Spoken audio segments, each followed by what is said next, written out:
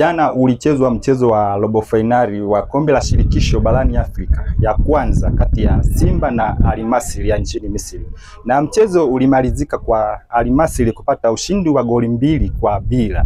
Sasa tupo na mchambuzi hapa atuelezee jinsi mchezo ulivyoenda na matokeo ya waliyopata Al Masry yanawafeva Simba kuvuka kuingia nusu finali au itakuwaje? Ukiniuliza Simba walifeli wapi ama Al Masry walifanikiwa wapi, ninaweza nikasema kwa taswira ambayo tulikuwa nayo kwanza kabla ya mchezo kuanza, tulijua Al Masry ni timu ambayo ukipishana nayo inakuwa ni hatari, lakini Simba ni kama waliingia wamefungulia booster. Yaani walicheza kana kwamba wao wako nyumbani. Na Al Masry baada ya kugundua kwamba Simba wanatafuta goli muda wote na ni wachezaji ambao wana energy na wana uwezo wa kukimbia sehemu kubwa ya kiwanja, Al Masry wao waliamua kubaki nyuma ya uwanja na walicheza nyuma ya mpira sana. Kwa hiyo wakawa wanasubiri ile mashambulizi ya kushtukiza. Kwa hiyo kwa mbinu hiyo walifanikiwa kwa sababu Simba walikuwa juu sana.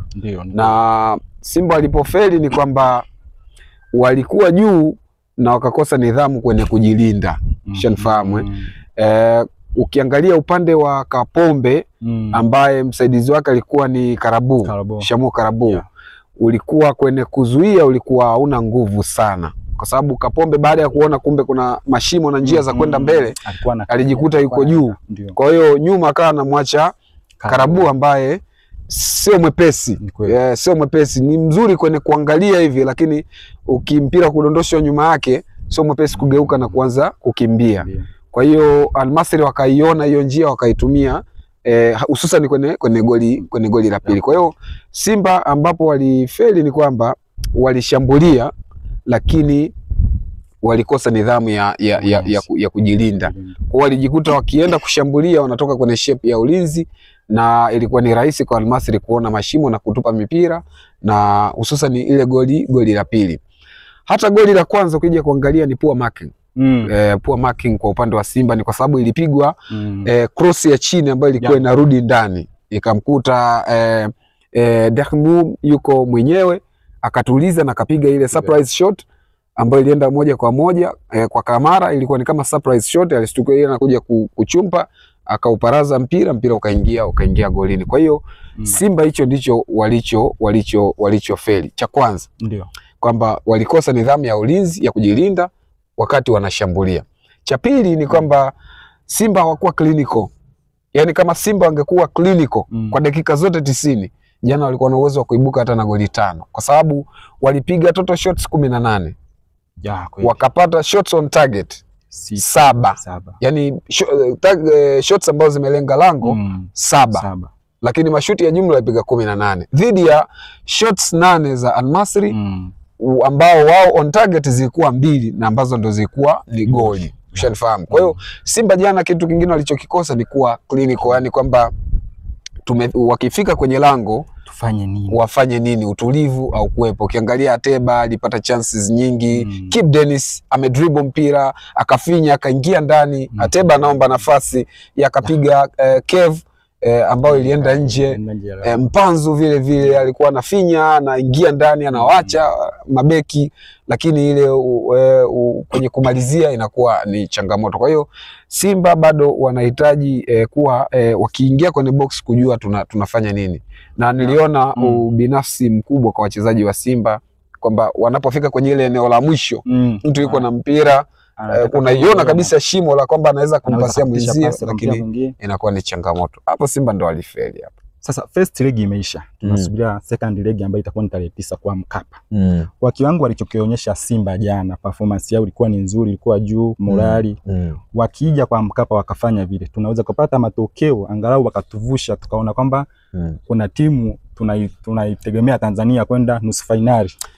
Naiona nafasi kwa Simba lakini under conditions kama ilivyokuwa jana tu. Yaani jana ukiangalia kuanzia dakika ya 30 kwenda mpaka mpira unaisha, ulikuwa unaona kabisa Simba wana uwezo wa kupata goli, kwa sababu walikuwa wanatengeneza nafasi, njia zinaonekana, lakini changamoto inakuwa ni kufunga.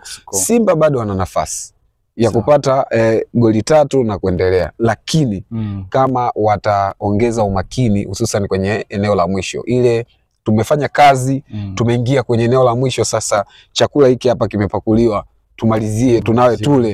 Hiyo ndio ilikuwa ni changamoto. Kwa hiyo kama wakitengeneza na wakipata idadi kubwa ya nafasi kama walizozipata jana na wakaweza kuziconvert kuwa magoli, basi Simba wana nafasi, kwa sababu mpira walicheza. Ukiangalia Simba mpira ulichezwa kwa 30% na zaidi kidogo kwenye eneo la Al-Masry, na Al-Masry wamecheza kwa 19% tu mpira kwenye eneo la Simba. Kwa unaweza ukaona kwamba muda mwingi Simba aliutumia akiwa kwenye eneo la Al-Masry, wakiwa katikati kwenda kwenye eneo la Al-Masry, na hiyo ndio ilitengeneza hata possession ya 59 mpaka mpira unaisha kwa 41.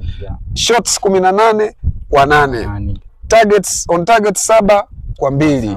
Kona 5 kwa 1. Hata fouls Al-Masry, manake Simba waliwafanya Al-Masry wafanye makosa, walicheza fouls nyingi kuliko Simba. Ukiangalia takwimu zote unaona ziko upande wa Simba. Kwa hiyo hata ile mechi ya mkondo wa pili kama takwimu zitakuwa upande wa Simba kama ilikuwa jana, ni kwamba Simba wana uwezo wa kupata zaidi ya goli 3 na wakapindua meza kama watakuwa na nidhamu kwenye ulinzi, kwa sababu Al-Masry mpango watakao kuja nao ni kwamba tupate goli basi moja tu, mlima uongezeka, kwa sababu hapo 3-1 inawavusha, wanakuwa na goli la ugeni. Kwa hiyo wanafanya Simba wawe na watengeneze wawe na nani ya kuscore mara 2 zaidi. Kwa hiyo wanahitaji golini. Kwa hiyo Al-Masry watakuja na akili ya kwamba tupate goli moja tucheze nyuma ya mpira. Kwa hiyo Simba wanahitaji kuwa na nidhamu ya kujilinda kuanzia mwanzo wa mchezo mpaka mwisho wa mchezo, lakini pia wawe na nidhamu ya kushambulia, kwamba wanapofika kwenye eneo la mwisho wajue wanafanya nini.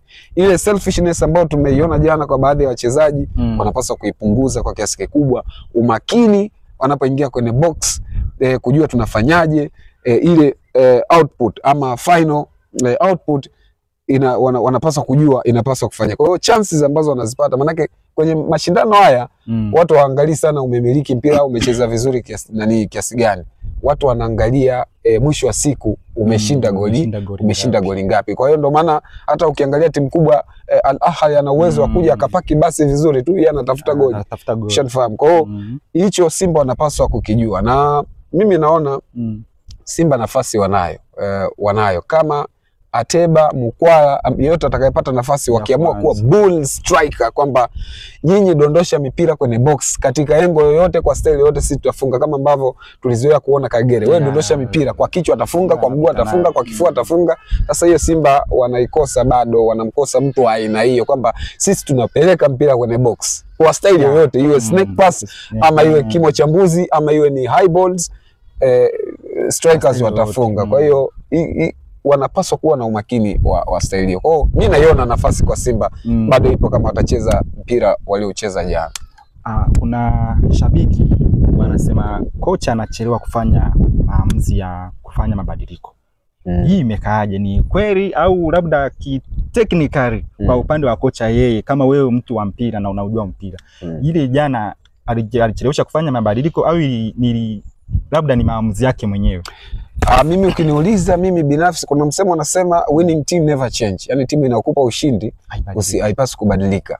Na kwa jana unaona kwa dakika zote ya kwanza mpaka 90 Simba sio kwamba walikuwa wameshinda mchezo, ila unaona kwamba kila mchezaji alikuwa na energy ya bado ya kukimbia. Lakini sasa ukirudi kiufundi zaidi ni kwamba kama mchezaji anafanya majaribio zaidi ya 3, 4 na ni striker, akupi goli, manake kuna namna anapaswa ama umswitch uwanjani ama umpe nafasi mtu mwingine. Kwa mimi nafikiri Ateba kwenye dakika za mapema kipindi cha pili alipaswa kufanyiwa sabu. Ni mzuri kwenye kuhold mipira, yes, kupunguza pressure ama kuwafanya mabeki wasiwe na utulivu, tofauti na Mukwala. Lakini ukisema kwamba running kwenye nafasi, Mukwala mimi naona yuko better than Ateba. Kwa hiyo alipaswa kupata nafasi mapema sana.